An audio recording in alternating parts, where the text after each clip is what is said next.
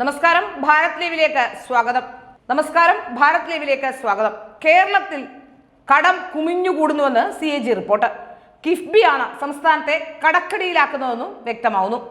സംസ്ഥാനത്തിന്റെ കടം കുമിഞ്ഞുകൂടുകയാണെന്നാണ് CAG. സ്വന്തമായി വരുമാനമില്ലാത്ത കിഫ്ബി സംസ്ഥാനത്തിന്റെ കടം കൂട്ടുന്നുവെന്നും CAG കഴിഞ്ഞ ദിവസം നിയമസഭയിൽ വെച്ച സംസ്ഥാനത്തിന്റെ സമ്പദ് വ്യവസ്ഥ സംബന്ധിച്ച റിപ്പോർട്ടിൽ പറയുന്നുണ്ട്. കടം വാങ്ങുന്നതിന്റെ കണക്കുകൾ മറച്ചുവെക്കുന്നതായും CAG കുറ്റപ്പെടുത്തുന്നു. കിഫ്ബിയുടെ ചെലവ് ബജറ്റിൽ നിന്നാണ്, നിക്ഷേപങ്ങൾക്ക് പലിശ നൽകുന്നത് സർക്കാർ ഖജനാവിൽ നിന്നും. കിഫ്ബി നിയമത്തിലും ഇത് പറയുന്നുണ്ട്. അതിനാൽ കിഫ്ബിയിലെ വരവും ചെലവും സർക്കാർ കണക്കിൽ തന്നെ വരുമെന്നും CAG ആവർത്തിക്കുന്നു. കിഫ്ബിക്ക് സ്വന്തമായി വരുമാനമില്ലാത്തതിനാലും സർക്കാർ എല്ലാ വർഷവും ബജറ്റിലൂടെ സ്വന്തം വരുമാനം മാറ്റി കിഫ്ബിയുടെ കടബാധ്യത തീർക്കുന്നതിനാലും സർക്കാർ വിശദീകരണം സ്വീകാര്യമല്ലെന്നും CAG ചൂണ്ടിക്കാട്ടുന്നു. കിഫ്ബിയിലെ കടം വാങ്ങൽ സർക്കാർ കണക്കിൽപ്പെടുത്താൻ പാടില്ലെന്നാണ് സംസ്ഥാന സർക്കാർ വാദിക്കുന്നത്. സംസ്ഥാനത്തിന്റെ കണക്കിൽ തന്നെയാണ് ഇത് എന്ന് CAG ആവർത്തിക്കുകയും ചെയ്യുന്നു. ഇതോടെ സർക്കാരിന്റെ കടമെടുപ്പ് പരിധിയിൽ കിഫ്ബിക്ക് കടമെടുത്തത് ഒഴിവാക്കാനും കഴിയില്ല.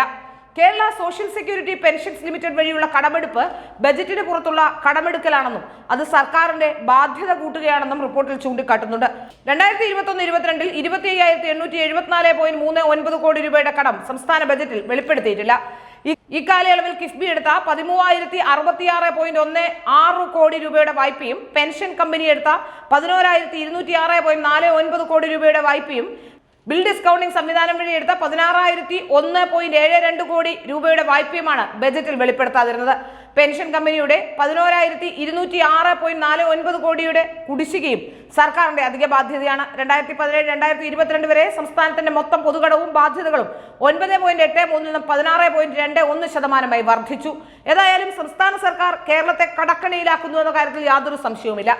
സംസ്ഥാന സർക്കാർ പറയുന്നത് കിഫ്ബിയുടെ പണം സർക്കാരിന്റെ കടമെടുപ്പ് പരിധിയിൽ കൂട്ടാൻ കഴിയില്ല എന്നാണ്. എന്നാൽ പിന്നെ കിഫ്ബിയുടെ പണം ആരടയ്ക്കും? മുഖ്യമന്ത്രിയുടെയോ അല്ലെങ്കിൽ അന്ന് കിഫ്ബിയുടെ ഉപജ്ഞാതാവായ തോമസ് ഐസക്കിന്റെയോ അല്ലെങ്കിൽ ഏതെങ്കിലും ധനമന്ത്രിയുടെയോ ഒക്കെ കയ്യിലെയോ അല്ലെങ്കിൽ വീട്ടിലെയോ ആസ്തി വിറ്റിട്ട് അടയ്ക്കുമോ? എങ്ങനെയാണത് കണക്കിൽപ്പെടുത്താൻ കഴിയില്ല എന്ന് പറയുന്നത്? കടമെടുത്താൽ തിരിച്ചു നൽകണ്ടേ? കടമെടുക്കുമ്പോൾ യാതൊരു പ്രശ്നവുമില്ല. കടമെടുക്കുന്നതൊക്കെ എടുത്ത് കിഫ്ബിക്ക് വേണ്ടി ചിലവാക്കുന്നു. അതൊന്നും തിരിച്ചടയ്ക്കാനും കഴിയില്ല. അത് സംസ്ഥാന സർക്കാരിന്റെ കടമല്ല, പിന്നെ ആരുടെ കടമാണ്? ജനങ്ങളെ ഇങ്ങനെ പറ്റിക്കാൻ എളുപ്പമാണ്. കടമെടുക്കുന്നതിന്റെ കൃത്യമായ കണക്കുകൾ പോലും ഇല്ല എന്ന് CAG വിശദീകരിക്കുമ്പോൾ വളരെ ഗുരുതരമായ കാര്യങ്ങളാണ് വെളിപ്പെടുന്നത്. എന്നാൽ പോലും ഇപ്പോൾ സംസ്ഥാന സർക്കാർ കേന്ദ്ര സർക്കാരിനെ കുറ്റപ്പെടുത്തിക്കൊണ്ടാണ് മുന്നോട്ട് പോകുന്നത്.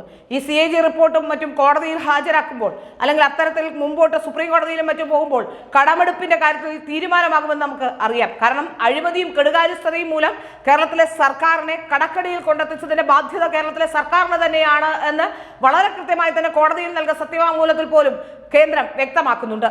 ഇനി ആരോടാണ് കുറ്റം പറയാനുള്ളത്? ആരെയാണ് കുറ്റം പറയാനുള്ളത്? കേന്ദ്രത്തെ പഴിചാരി കുറച്ചു കാലം മുന്നോട്ട് പോകാമെന്നല്ലാതെ സാധാരണക്കാരായ ജനങ്ങൾക്ക് പോലും കാര്യം ബോധ്യപ്പെട്ടു കഴിഞ്ഞു.